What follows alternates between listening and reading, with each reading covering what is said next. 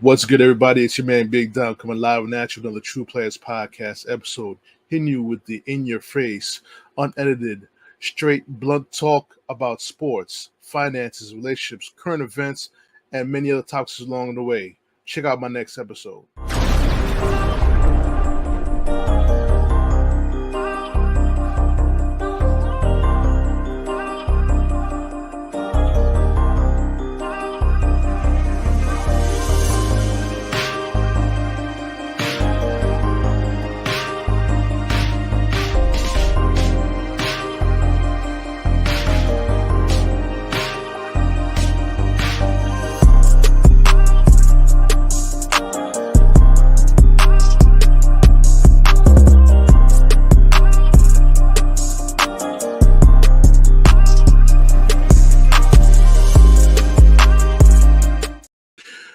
What's good, everybody? It's man Big Dom coming live and at you on the True Players Podcast episode. Yes, I am live right now in your screen as the first episode of tonight of the True Players Podcast, actually.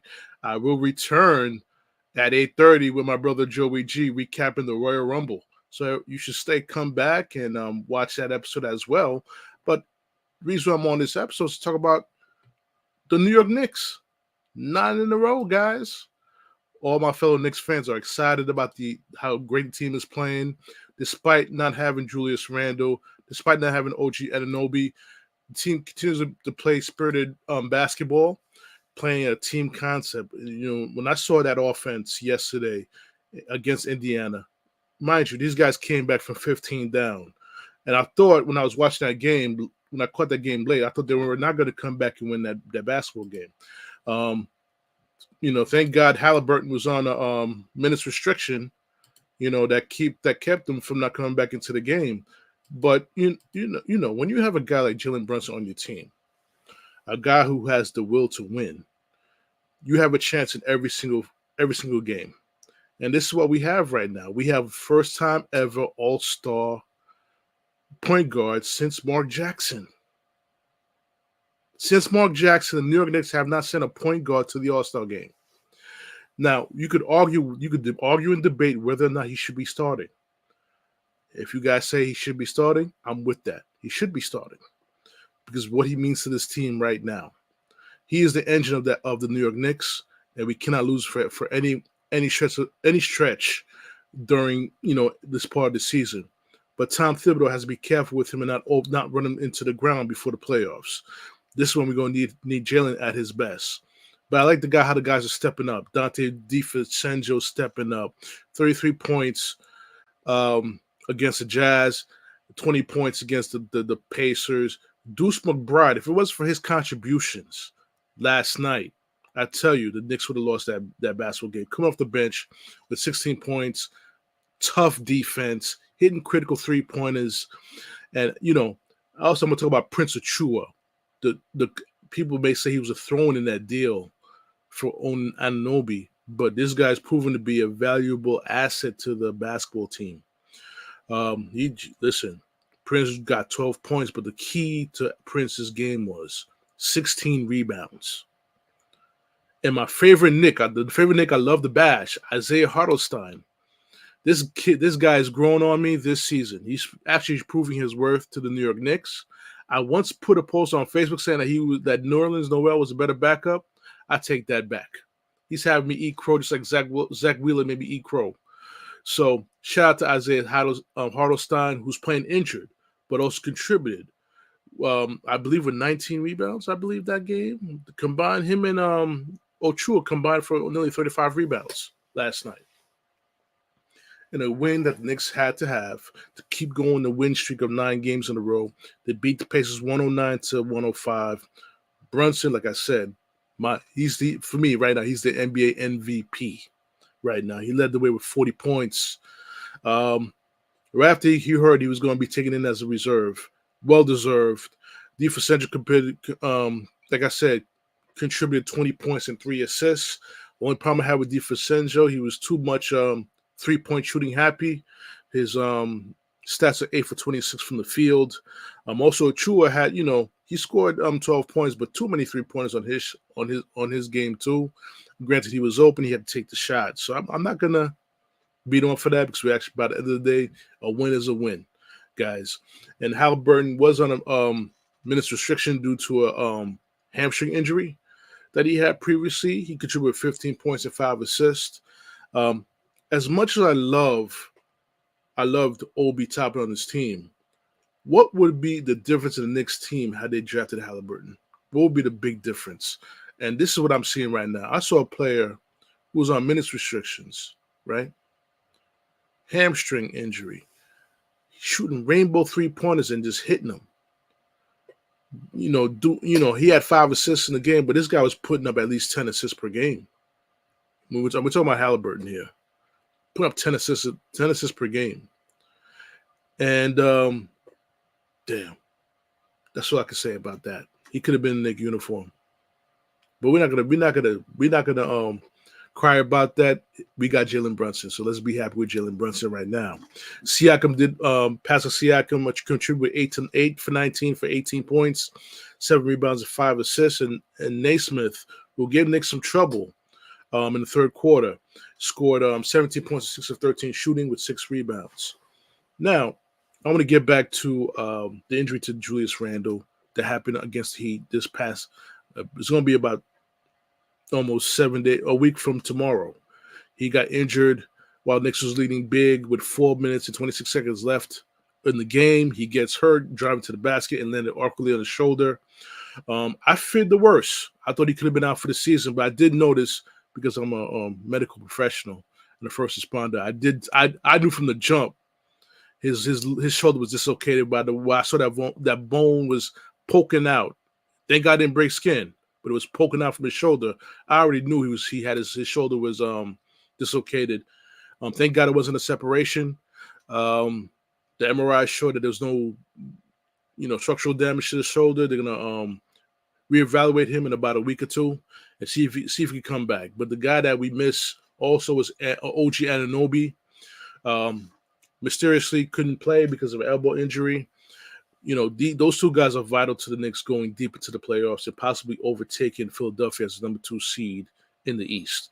This is our target now, Knicks fans. Hope you're excited about that. Our target now is to get the number 2 seed in the East.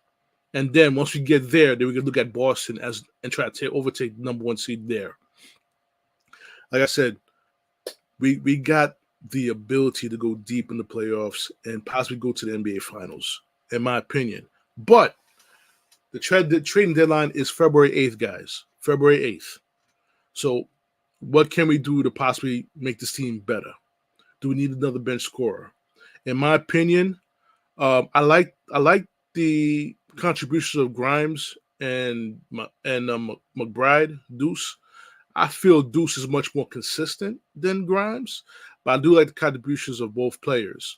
And if DiFrancesco is going to drop 20 points per game, continue to drop 20 points per game, I'm not saying we don't need another guard to come off the bench, another ball handler to come off the bench, but we definitely do need, if Mitchell Robinson is unable to come back for the rest of the season, we're going to need another big to go with Hartenstein, to go with Achua.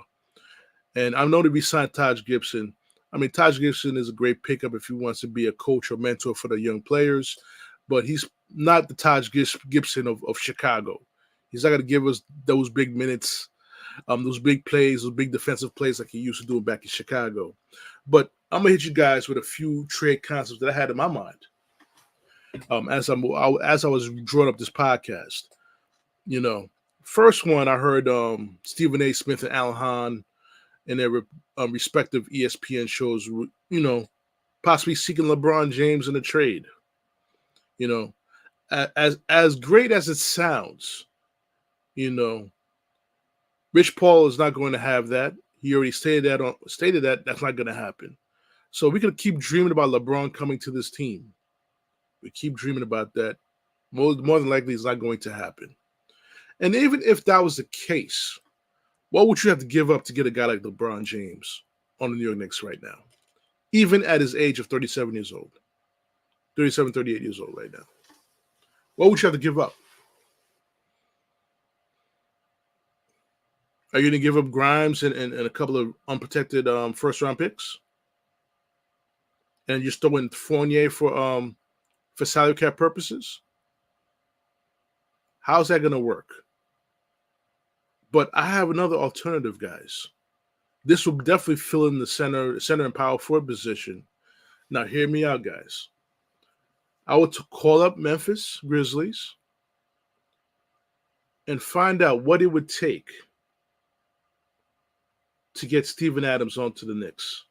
If Mitchell Robinson is unable to go for the rest of the season, what would a trade look like to get Steven Adams onto this team as a starting center or a backup center to Isaiah Hartenstein?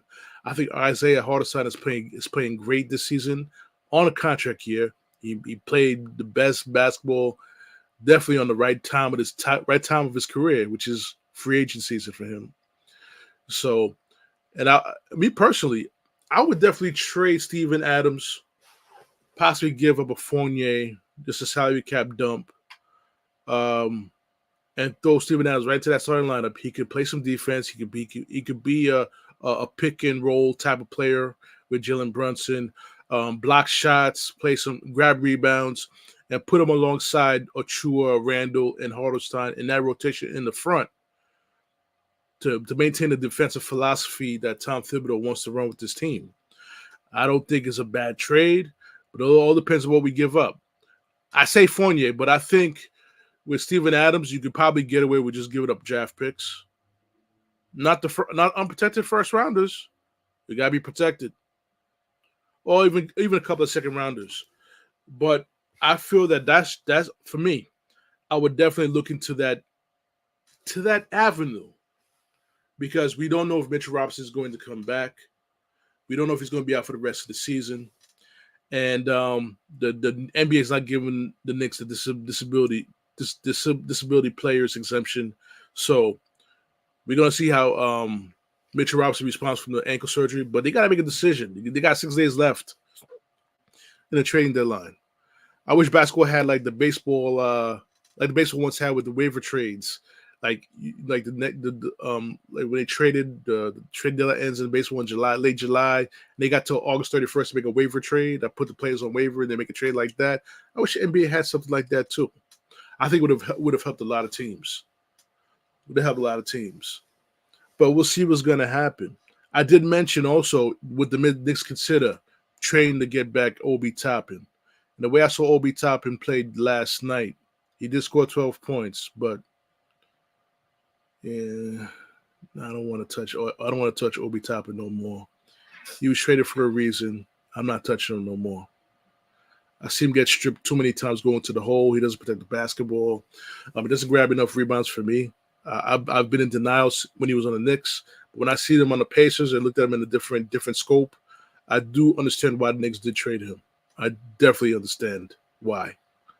I also mentioned, would you consider having Carmelo Anthony come out of retirement? Would you talk to Carmelo Anthony to possibly come out of retirement? Just a thought. I'm not saying they should do it. It is late in the season. It's not late in the season. It's February. He probably need some time to get into basketball shape. Come April, he's in basketball shape to come off the bench and provide that needed scoring off the bench to help the Knicks. Would you give him a call? He's been talking a whole lot.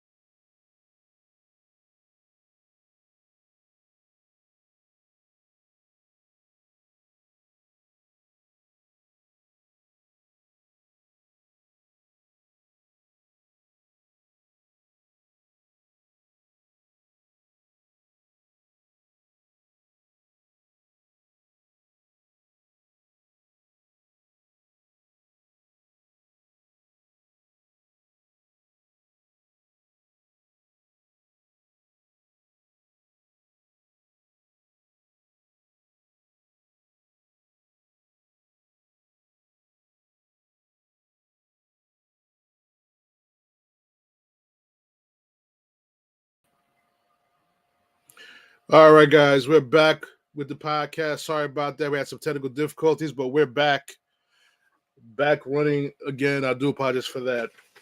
Like I said, screw StreamYard. This is an issue with this damn platform that I'm using to do the podcast. I'll deal with them a little bit later. Once again, I apologize for that, guys. All right, like I was saying, what would it take for the Knicks to talk with Carmelo Anthony to come out of retirement to help this team go deep in the playoffs, to provide another offensive guy off the bench? Is he going to mess up with chemistry with the New York Knicks? I don't know. We'll see what happens, like I said. But they're playing the Lakers tomorrow night, Saturday night, against the Lakers tomorrow at the Garden. Can't wait to see that game at 8:30 p.m. I believe it's going to be on either ESPN or Channel 7. So I can't wait to watch that game and see what happens. Can the Knicks make it to 10 games in a row? Can they do that?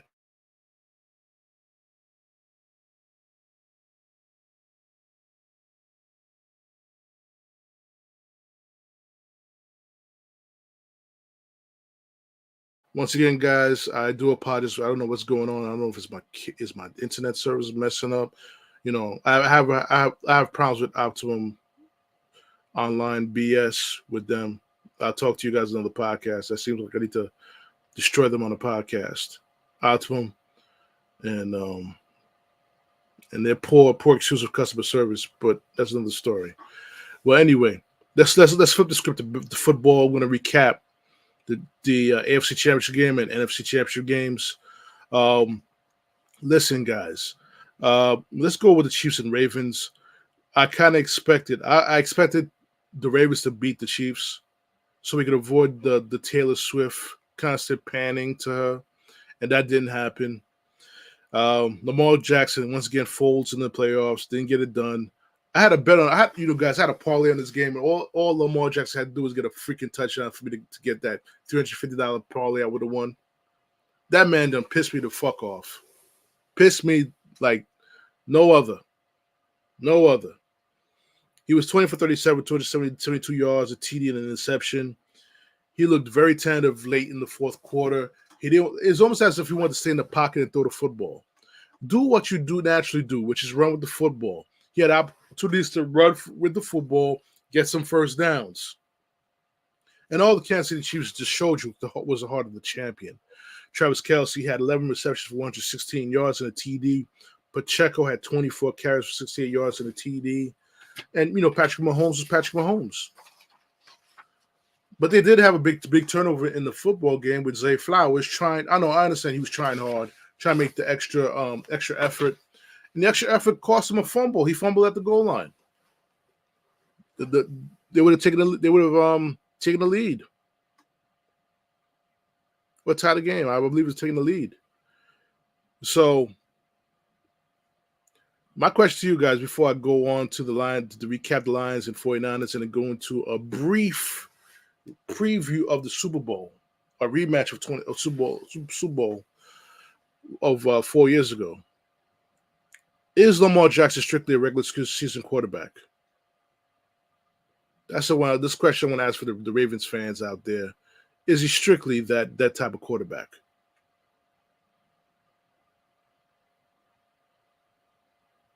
Talk to me, guys. Is that the case? I'm starting to believe that that's the case. So we're going to move on from the Ravens. We're going to talk about the Lions and 49ers game, in which, guys, the Lions had their opportunity to go to the Super Bowl, and they blew it. The coach blew it. You know what I'm saying? The whole team blew it. The Lions had a 24-7 lead to eventually lose to the 49ers 34-31 on a game-winning field goal. Well, not a game-winning field goal. They came up short. They had two opportunities. They went on fourth down on two opportunities where they could have got the 3 points. And guess what? The 3 points is the difference of the football game. Had Dan Campbell just went for one field goal out of those two opportunities, probably would have saw a game going to overtime. Nevertheless, The Lions, they get off to big leads, and then you got to pull out the Rolaids and the Tums. This defense is decent, but they get too relaxed and let the other team come back into the game. And then Jared Goff has to do something special to keep him from losing the football game.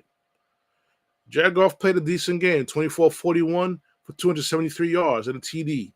David Montgomery, the running back, 15 carries, 93 yards. Jahmyr Gibbs, 12 carries, 45 yards. This is the way this team played. Their two running backs, their receivers was close to 100 yards. This was a recipe for a winning football game for the Lions. A recipe for a winning football game. But they're going home. Brock Purdy made some big plays in the fourth quarter. Christian McCaffrey made some big plays. 20 carries, 90 yards, and 2 TDs for McCaffrey, along with 4 receptions, 42 yards.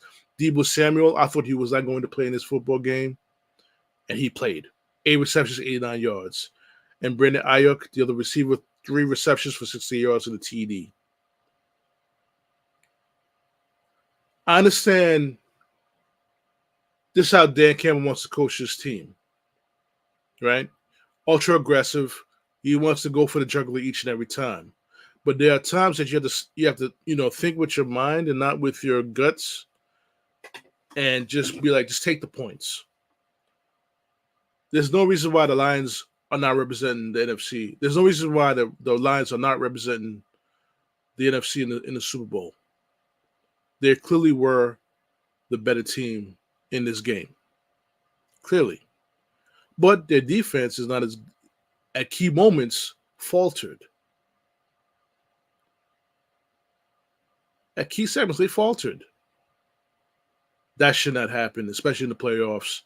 They choked that away. And like I said, brief Super Bowl. I'm not, you know what, should I go into a Super Bowl rematch preview?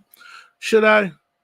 Or should I just end the podcast and get ready for the main event podcast of the True Players podcast? Hopefully, I won't have the technical difficulties that I had in this one.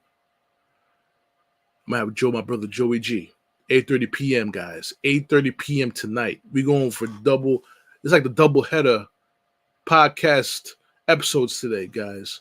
Me and Joey G. And it's possibly a special guest host is going to join me at 8:30 to recap the Royal Rumble.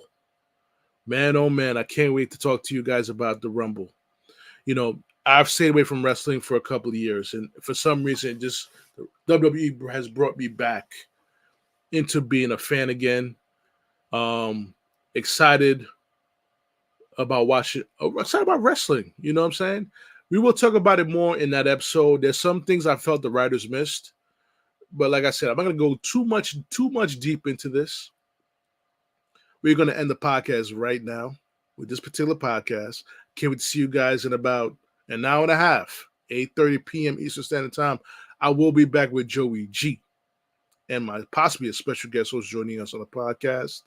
So it's your man Big Dom. I'm going to sign off on this podcast. You once again, like and subscribe and follow the podcast on YouTube at youtube.com at True Players Podcast. Follow me on patreon.com. Follow me on Spotify. Follow me everywhere. You know what I'm saying? Follow me everywhere. I need all the supporters or subscribers I can get to take this podcast to another level. All right, guys. So, on that note, we're going to sign off on episode 1 of the doubleheader, True Players Podcast doubleheader. Like I said, it's your man Big Dom.